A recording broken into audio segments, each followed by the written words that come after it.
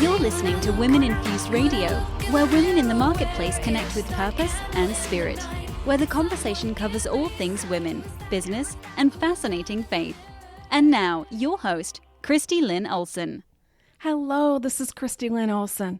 Today, my guest from the book series interviews, We Walk by Faith and Not by Sight, Women of Faith in the Marketplace, is Lori Reese Patton. Professionally speaking, Lori's career experience includes career criminal prosecutor, VP of Governmental Affairs for a telecom startup, and, most recently, as a practicing lawyer and now Chief Learning Officer for a law firm for the last 14 years. Lori has integrated her faith and life through active participation in church and community. Whether a young life leader, Sunday school teacher, infertility support group facilitator, Stephen minister, or breast cancer survivor, Lori believes that we can use our life experience to show God's love and support of others. She is a graduate of Wesleyan Women's College and Mercer University Law School. Now let's listen in to part one of my interview with Lori Reese Patton.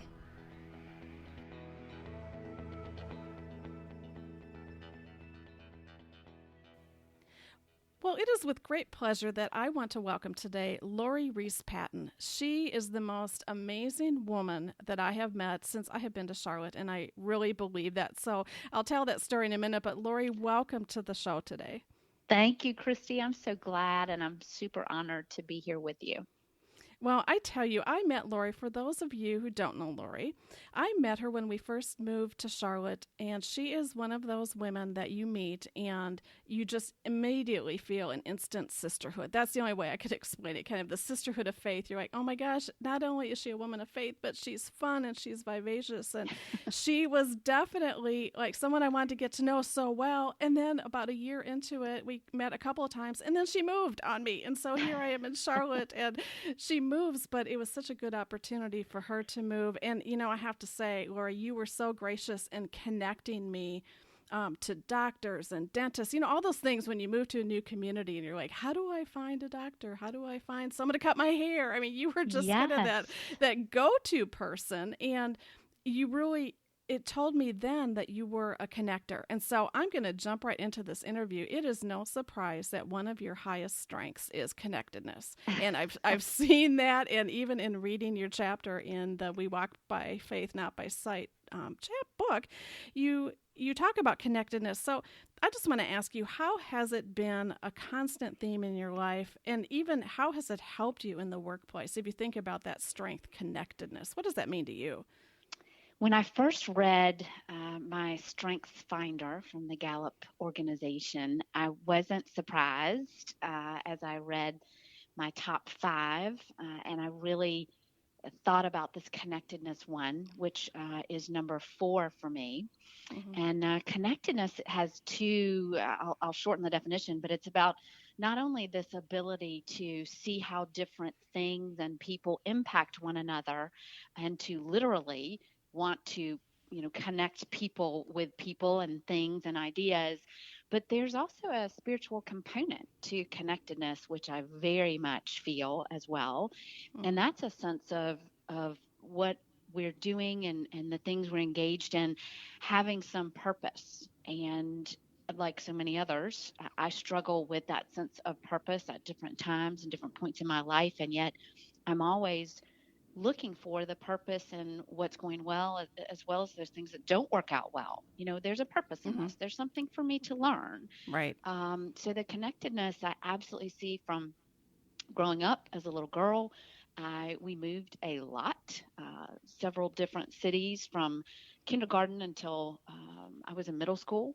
And, you know, going to a new school and new friends and new house constantly, every single year, there was a desire in me to get out. Literally, my mother says I got on my bike and I went out to meet people and would just, you know, introduce myself. I don't remember all the details, but as she reflects back and tells me, I even brought mothers to meet my mother. Oh, you know, my this goodness. lady's going to take you to the grocery store, and this lady's going to take you to the dentist. And, you know, it was something I obviously did naturally. And I've noticed in my work, I like it so much more if we can connect as a group or a team and really appreciate everything that everyone else is also bringing to the problem or to the thing we want to create, because people have so many different perspectives and they think in ways that I don't.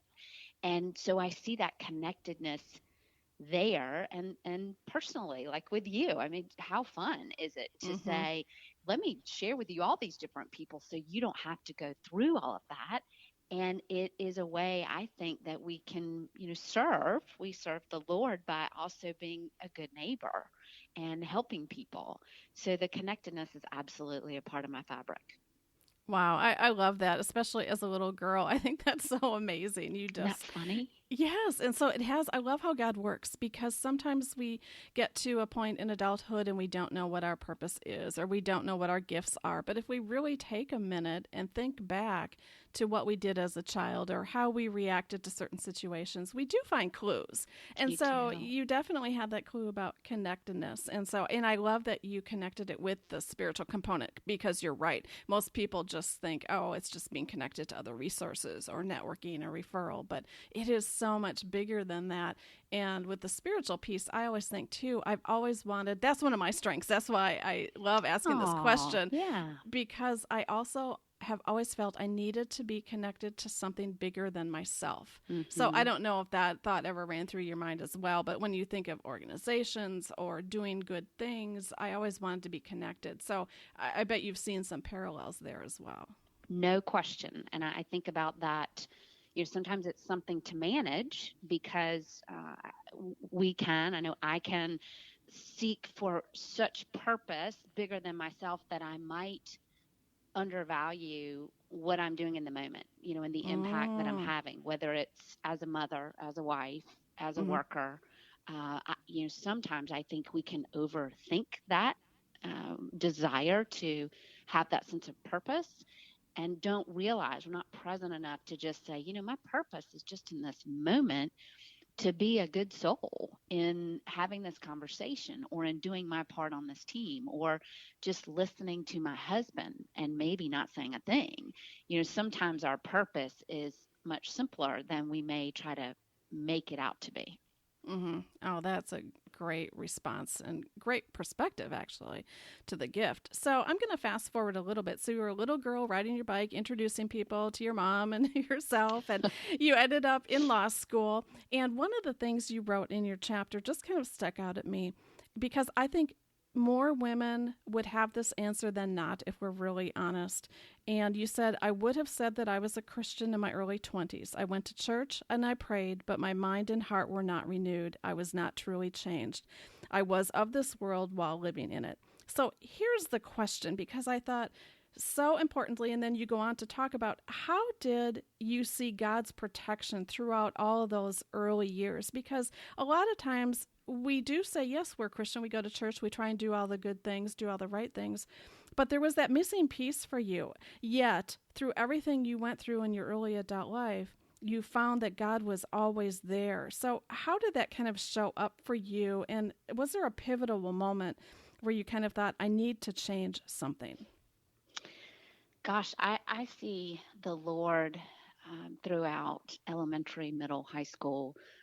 My father was very involved in the church, and he was involved in leadership roles. But part of that meant that he was sort of beating the drum to say, come on, we're going to church, and, youth fellowship and different things like that. And it wasn't that I begrudgingly went. I'm sure I did sometimes, of course, because I was in middle school and high school. But the fact was, there was this structure there. And the Lord was there, and I was surrounded by those people. And I remember that from the first grade on. And then I attended a Methodist women's college, and there was the Lord in that, and connecting with some wonderful Christian people. I mentioned in the book one in particular who made a huge impact on my life. From my second semester of my freshman year, Mr. Rickard, brought me in as an intern and then invited me to church with his family. And so, lo and behold, all the way through my college and into my law school years in Macon, Georgia, I was going to Vineville Methodist Church. And part of it, there was an accountability to that, to be with that family. And it became a larger family and a family of friends to this day. And so I see the Lord, I see how he just was always there. He was that presence. And even in my later 20s, as I was an adult and briefly married the first time. And as I mentioned, some details in the chapter, that did not work for a variety of reasons. Had some poor choices that I made there and later in my 20s. And yet my two best friends from college stuck by me, and they were strong Christians and they were living it and were constantly checking on me, inviting me to church, inviting me to Bible study. And they didn't give up, even though they saw some of my choices, and they they kept on me without me feeling burdened by them. But at one point, they finally invited me not only to come to Sunday school, but to a women's retreat. And it was that women's retreat, which I mentioned in the chapter, that the wonderful leader had me talked about the story of the woman at the well and how Jesus, came to her. So many things struck me about that. Here's this woman. She had had many husbands. She was living with a man. She had made poor choices. She was not of the cultural realm of people who were honored, and yet Jesus wasn't afraid to come to her and talk to her about the living water, and that was about really living with him and being with him and taking what he was offering. And that retreat leader told us to take these bottles and put in these bottles whatever was burdening us, to put behind us and lower it into this fake well. And I remember that being as a pinnacle moment of me truly understanding what it meant to be forgiven and to move forward having a desire for Jesus, and meaning that I also wanted to change a lot of other choices that I had been making, and I didn't want to make those anymore. Mm-hmm. You brought up a great point, and you were so vulnerable in telling this story. And one of the words that I think you even mentioned was the word shame, and Yes. Shame is a lie that we're told that we're not good enough. And that emotion that you felt, and at that women's retreat, I have to believe that a lot of women did the same as you, did less than you, did more than you, but they walk around with this feeling of shame for so many years that they're not good enough, they can't do the right thing, they're never going to get out of the place they're in. What advice, now if you have kind of that hindsight perspective, what advice would you give to another woman who might be struggling or sitting in that place of shame right now about not feeling good enough, or my choices will never be forgiven? How would you tell her to walk out of that or to move forward? What would your best advice be? Well, it's funny you say walk. I would say run and open up the story about the woman at the well. And in fact, the more that I study the Bible, the more that I see how Jesus truly chose all of those people that we in our culture, particularly sometimes in America, we may look at, and there may be judgment, whether it's a person who's very poor, or a person who's very sick, or a person who has committed adultery, or a person who has even murdered or committed a terrible crime. No matter what a person has done, and no matter what the person did in the Bible, Jesus was never afraid to walk up to the people who were ridiculed by society. Those were the people, in fact, that he would go to, and there are very specific stories about him going to them. And when we know the history and the time that Jesus lived, it enriches the story to tell us that there was really nothing that Jesus wouldn't approach and forgive and offer love and healing. Nothing. No one. No one's story was going to miss him. There was not going to be anything that anyone could do that Jesus would say, uh-oh, you just hit the top point. Can't forgive that one. There's nothing. And so I would say run to that and know that in that Bible, it's why he was talking about being the living water, because those words truly have meaning when we read the Bible and we read the stories and we ask God with our whole hearts, please forgive me. And God, I want to know that you have forgiven me and help me to change. And I know from my own experiences in reading the words on a page when it's quiet and I'm truly committed to it, those words can sometimes jump off the page. It's almost as if something really speaks to me. And I believe that's the way that God communicates to us and communicates through the Holy Spirit. Those words almost come alive. And it's only through reading those stories and knowing those stories are for us. Those are our lessons. Those are the things we can apply. Then that's where we find our forgiveness. Not only that God forgives us, but he doesn't want us walking around with shame. He doesn't want us limiting ourselves. He's given us life. He wants us to come down here and live full on and give it all and know that we will make poor choices. As a parent, I get it. I see it. My child, I come to expect it. But you know what? I love him and I forgive him. And even when he has consequences, we move past it and we move on. And that's, of course God does that. He does that even more than I do as a human parent. So I'm encouraged by that kind of love and forgiveness. I love what you said, to live full on. And that is so true. And, when we think about our own children, how much more our Heavenly Father must forgive us on a daily basis. Can you imagine? No, it really does put it in perspective. And, Jesus was all about transformation and change. And that's exactly what you were alluding to, is run on, full on, live your life, and you can be healed. He remembers our sins no more. And I'm thinking in that transformation, not only for other women, but for you specifically, you came to this place in your workplace as a prosecuting attorney, and things started shifting even in your attitude. Yes. And you started thinking, maybe I need to do something. Can you share a little more about how that changed your outlook on the career that you were in, if it did? It did. So my nickname for many years as an early prosecutor was Hellcat. Oh, my. And what I would say is that I think I worked out a lot of my aggression, a lot of my frustration. I was not a rebellious teenager, and I think in my 20s I rebelled. So I think I worked out a lot of that through those years. And my language, I cussed like a sailor. I will tell you, I do love Jesus, but I do still cuss a little. And I will say that it was atrocious then. And I was just rough with people. No grace, no mercy.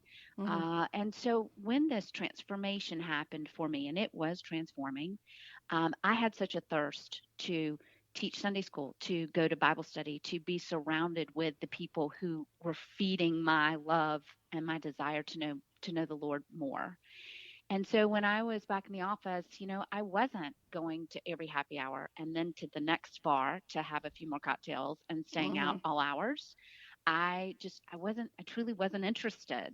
And I really wanted to live a different life. I was having more grace and mercy in my workplace. I wasn't as interested in the gossip at the water cooler. I literally, and I wasn't shoving it down anyone else's throat. I was just making the choice for myself, and yet still being pleasant and having lunch with people. And I still really enjoyed so many of the people I worked with, but I was changing habits and I was changing attitude. My attitude was different, and it was not something I was trying to do. It was something I was feeling. It was something I wanted to do differently. And I truly have to tell you, I never had a lot of grace or mercy for the folks who were, going to be put in jail, who were the defendants whose cases I was trying. I just didn't have any empathy at all. And I found myself beginning to want to understand their stories. Why did these people do the horrible things they were doing? And the final case I had was a death penalty case, and I got to know one of the co-defendants very well. And by knowing his horrific story and his background, I came to understand that even this person who had committed a crime that was a death penalty level crime, boy, there was such tragedy and such pain and such horrific things that had happened. And I saw this person as more human. And that's when I knew I had to move on, before I became very jaded by what I was doing. So, that's how literally it changed my attitude, my outlook, and my behavior. Wow. And, I loved how you talked about understanding the story. There's always a story on the other side of whatever we think we know. And I think that's probably been part of a lot of women who are in the workplace, and they have this transformation and they start seeing the story from a different perspective. And we can't not change when we're also in His Word and we're trying to be these strong women of faith. a shift usually does have to take place. And so, I think you embraced that. It sounds like you embraced that shift, and it happened over a period of time, but you were in such a great place that I'm believing it led you met this wonderful man named Macon Patton. And you were able to, kind of have, I call it a do-over. I mean, in a way. And yes. I'm divorced as well, got remarried. And so I understand what that kind of looks like from a perspective, especially from the Christian church. But so now you met this man of your dreams, and you share in the book as well. So now you kind of go from one thing to the next, and you want to have children, and you find yourself in infertility. Right. Battle. I'm going to call it a battle. I think you would say the same. I don't know if you have would. another word for it. It is rough. Journey. Yes. And so I'm thinking one of the things you talked about in the chapter is, so you're in this place and you've got infertility stuff going on, and a lot of women struggle with how much do they share with mentors, supervisors, people they work with, because is the workplace going to think I'm weird, or am I going to lose my job? How did you handle that? Because you were definitely still working at the time. How did you deal with what do you share, what do you don't share, and how does that work as far as transparency in the workplace? I have always found that being very transparent, of course, in a professional way, but very transparent with my supervisor, my boss, which has most often in my 3 careers that I've had, most often been one of the higher ups, if not the chief person. Mm-hmm. I've always found that is, for me, the way that I wanted to live, and I wanted to be able to build that level of trust with that person. Hey, this is Christy again. Thanks for listening to part 1 of my interview with co-author Lori Reese Patton. To listen to part 2 of this exclusive interview, you need to download the free Women Infused app, available on the Apple Store and Google Play Store. Lori's journey in her law career was just transitioning when she finds herself struggling with infertility and then later with breast cancer. Through it all, Lori's favorite scripture is Romans 8:28. And we know that in all things, God works for the good of those who love him, who have been called according to his purpose. So don't forget, download the app and go to the Women Infused podcast channel to find episode 18 with Lori Reese Patton. And don't forget, you can order a copy of the book, We Walk by Faith and Not by Sight, Women of Faith in the Marketplace. Volume 2 is where you'll find Lori's story. Now available on Amazon.com. We also have a gift for you. A free ebook devotional called Love Notes of Encouragement for Women of Faith in the Marketplace. It's available when you download the app. Just go to the podcast channel on the Women Infused Network to download your free copy today. Exclusively available only to our subscribers.